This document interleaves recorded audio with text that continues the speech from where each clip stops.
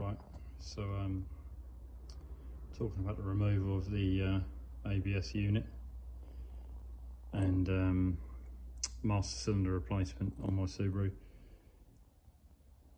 Basically I just want to make a bit more room down here whilst removing the ABS unit, and get rid of the servo and that master cylinder, and put a twin master cylinder setup in there with brake bias setup.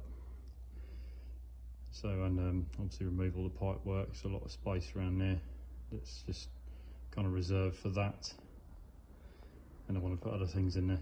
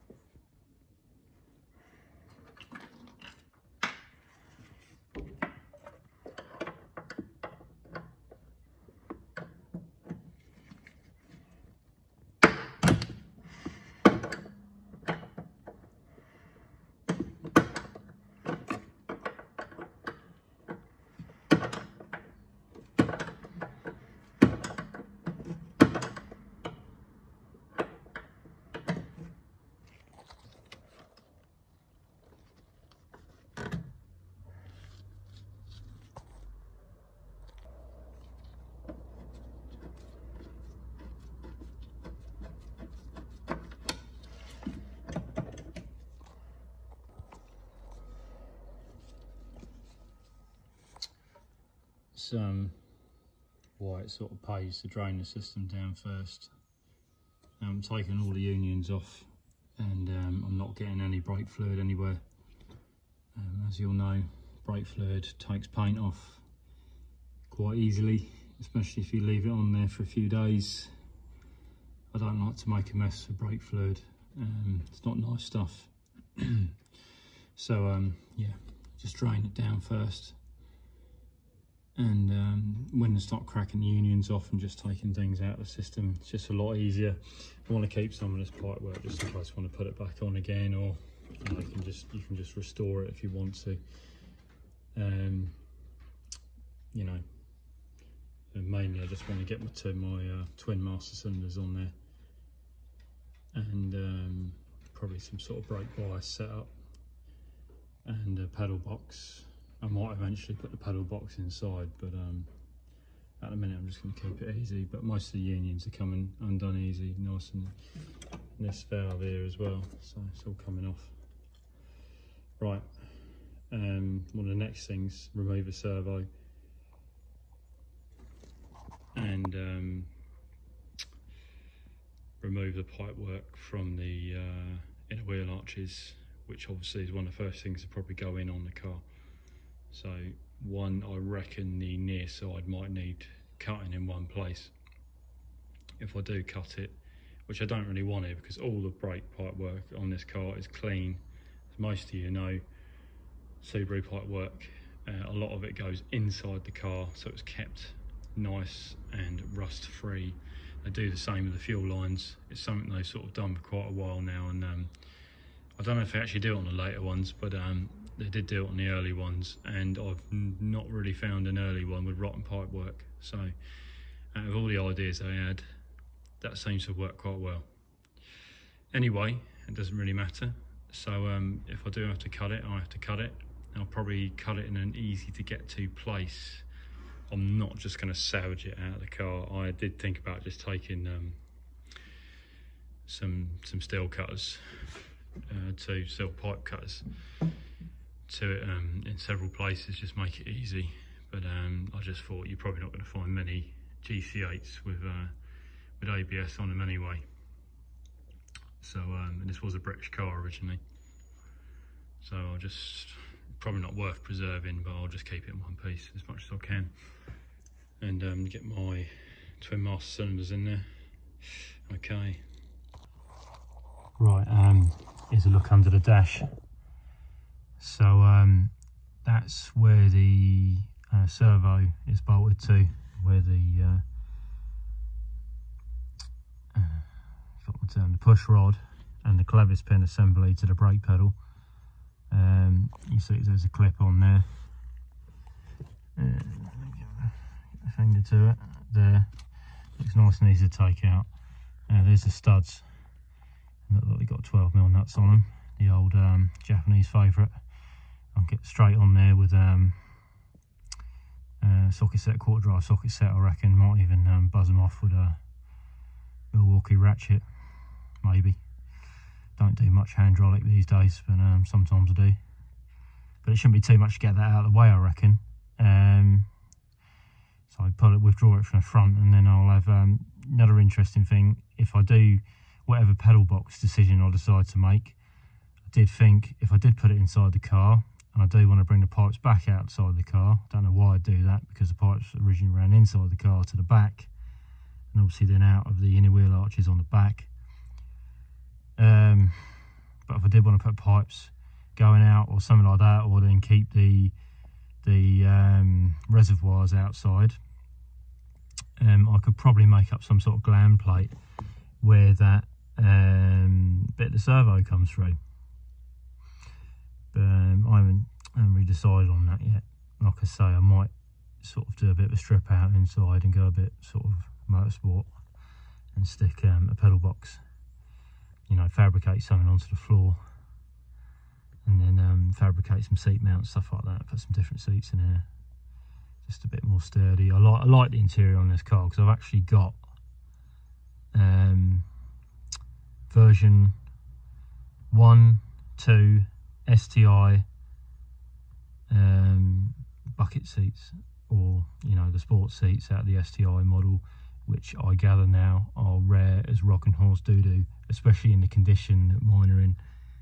No fag burns, no sort of rubbing on them, nothing left over from people's clothes, stuff like that. So yeah, you know, I'm quite happy with that interior. I'll even sort of take it out and preserve it, really. It wasn't originally fitted to the car. I had a Recaro set in here with like a weird sort of very early 90s pattern on it. And that interior is gone now, which is gutting, because I bet you that's probably quite rare now. Not that it really matters, because it's probably fitted to quite a lot of WRXs and stuff like that. It's probably laying around somewhere in some scrapyard or whatever, or someone's garage. So I'm not too worried about that. I think you can't preserve everything. Sometimes you just got to use it for what you want to use it for. So yeah, let's get these bolts on. Let's get these studs undone. There you go, all the bolts nearly out. Sorry, all the nuts nearly off. There you go, all the nuts nearly off. Had to use a 3/8 in the end, it's all I could find. Now, got it in there. Would have shown it, but it's just too awkward. Just too awkward to get in there, as many of you know, working underneath a dash. She'll come off, she'll come.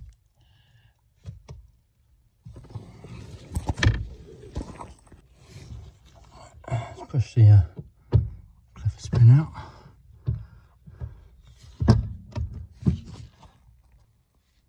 Right, she's ready to take out. That's a clever spin out, all those nuts off.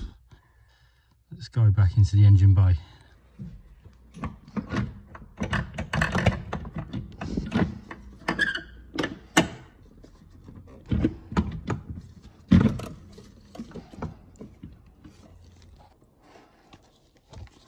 Okay.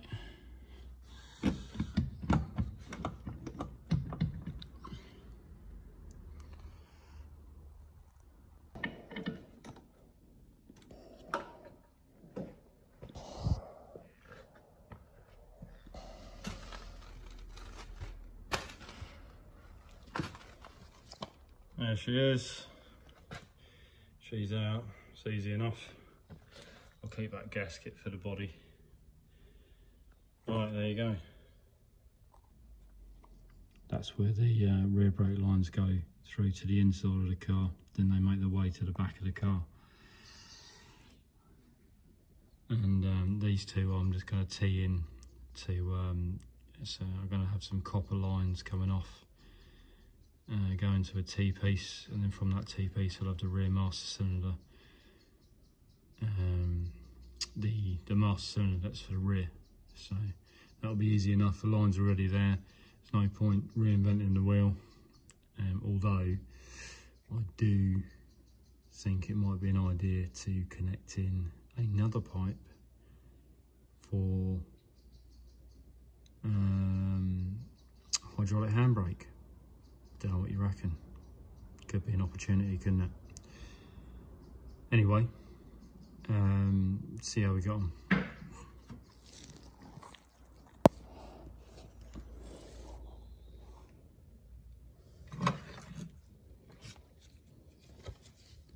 I'm being lazy here because it's quite a rig up to use a ramp at the minute. It doesn't really focus on the pipe. Luckily it's come loose real easy. Damn it. Get something just underneath that. Just to catch it as it runs down the pipe. So you think you could drain off it out. Not always that easy. I'll get most of it. And when I finally mopped anything up, I'll pour water everywhere.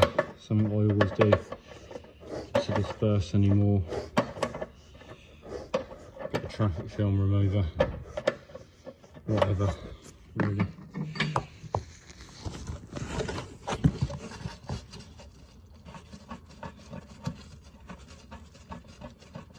It's on the near side. Right, that's a pipe out. Bit of fluid there, like I say. Let it get soaked up, not touch anything else.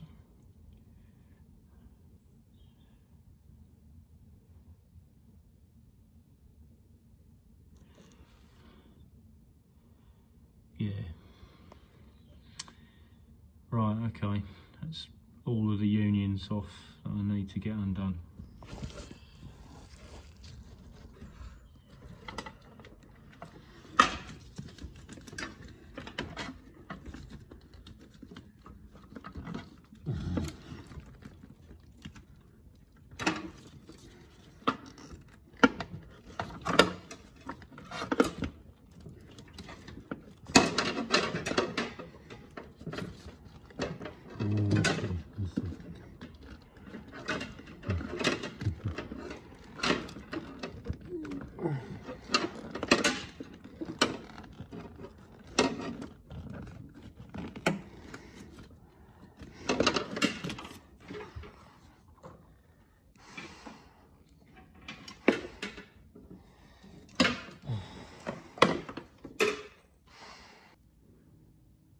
There you go, that's the brake lines removed. All of them intact over there. ABS unit as well, intact. Master cylinder and servo unit intact. So, and I managed to get that near side pipe out all in one as well. Wasn't too bad. Literally just goes through those clips to pull some of the wiring forward. I've modified a lot of that wiring anyway to bring everything closer to the new turbo pipe work, which I've explained in another video. Yeah, so the job now will be to make some copper lines up that come from the inner arches up that chassis leg. Might put some new clips in as well. Just so everything's like nice and fresh. I might utilise that valve bracket that was on there before, or the position to put the T pieces onto for my teed out to the two fronts, and then my teed fitting to go to the two rears, which obviously then I'll have my copper line adapters going on to those pre-existing lines that go to the back of the car there. So, you know, it should be a fairly clean setup. Still undecided whether to put the floor mounted in or to just put the pedal box conversion in comp brake cell. It's cheap, it looks cheap and easy enough to put theirs in, and even with the AP master cylinders, you know, I don't think it'd be too bad. I've seen some people seem to recommend reinforcing the bulkhead or putting a stopper in, just because things do move around a bit when you start stamping on the brake pedal. I can fully imagine that with no servo. I've driven cars with no servo, you know, cars that are meant to have no servo, both old and new, and yeah, I know full work won't drive like road going production car, but not much else of it does. So, you know, I quite like a brake pedal you have to stamp on, and you know, and sort of taper in and taper out. I've got quite good brakes on there now. I've got the Brombo kit off of the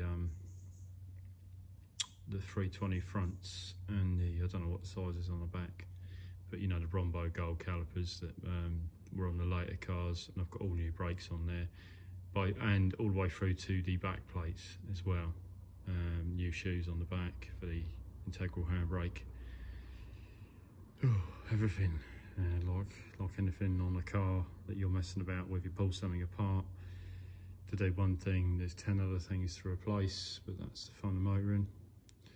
Probably rejig some of the stuff out the front. That's something I sort of messed about with years ago. Like I say, one of the latest things was to weld, I TIG welded that Type 90 cast aluminium piece, and I ported it out, and I welded that onto a standard throttle body, and it doesn't half make the fitment of the charge cooler easy. The charge cooler now comes on and off. It's got a bracket on the bottom. It literally just dunks down so nicely onto the turbo and back onto that. All the pipework fits nice and tight in there, and I've just got no worries with it really. It just fits nice, like almost like a factory sort of part. Do you know what I mean? And you can take, if you want to do some work, you just take it off. But the other thing you've got with a charge cooler, of course, you've got your water lines, so you do have to be a bit careful. I am thinking of putting some quick fit type connectors in there, so it'll just lock the lines off when you pop the lines. which would make it a lot easier to work on. I have had a couple of instances where I wanted to get underneath down there. Not for many things, it's a lot tidier, it's all tied back by the way. But I have wanted to get back down, I have wanted to get down there when I've been out on the road. And you don't even consider it, like, to be honest with you. The fill points down there, I don't have a header tank on there, on the charge cooler system, because it would just be too much of a pain in the arse. Originally it would have been, but obviously I've got some new open spaces now, so I might consider putting it down there and then running it somehow behind the rad, and then maybe fill it like that, or some sort of thing I can vacuum fill it or something. I don't know, I haven't decided yet, but you know, joys of it. Might put a nuke fuel filter on there, or an aromative. I haven't decided yet. Got all the fittings, and I've already got a wall road 2-5.5, but I want to put a swell pot in there, so I'm going to probably put something like a 300 or 350 or something they call it, litres per minute pump. Sorry, litres per hour, isn't it? Can't remember. I'll think of that in a minute. But yeah, the higher rated pump, and I'll put like a high rated one to fill the swell pot, and then obviously I might have a swell pot with an integral pump, very much like an in-tank pump, just because it keeps it all tidy. Do you know what I mean? It keeps it all in there. And if you do want to remove things, I've found since I've been modifying stuff, it's not the fitting of something, it's when you want to work on the car. You know, there's a lot of reasons why manufacturers might make something with only a couple of bolts on it that are not always easily accessible, but there will be a procedure to take something off. Obviously when you go your own way, you're writing the procedure as you fit stuff. I do like to think ahead. What if I need to get this part off or something like that, especially if I'm not near home, you know, and I haven't got a full toolbox on me. And you know, I tend to think of everything as, you know, if I've got a quarter drive set on me or a 3/8 set on me, you know, and a pair of pliers, simple toolkit, things like that. I know I can get a lot of things of this car off with a 3/8 set and a quarter drive set on me, probably even down to the turbo. If I need to go much further than that, let's be honest, it's probably going to go on the back of a truck.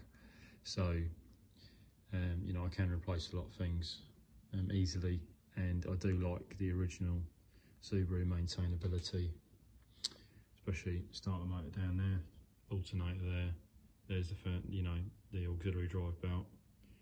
Not exactly a difficult thing to get to, even the cam belt, to be honest with you. Once you've done one or two, rad out, all the front pulley off, crank pulley off, and get that belt out of the way, get the covers out of the way. A couple of hours, and a locking tool in there as well. You know, no messing. Yeah, I might stick some stuff in the back of the car as well when I'm doing the 12 chamber modification. Yeah, that's it for now.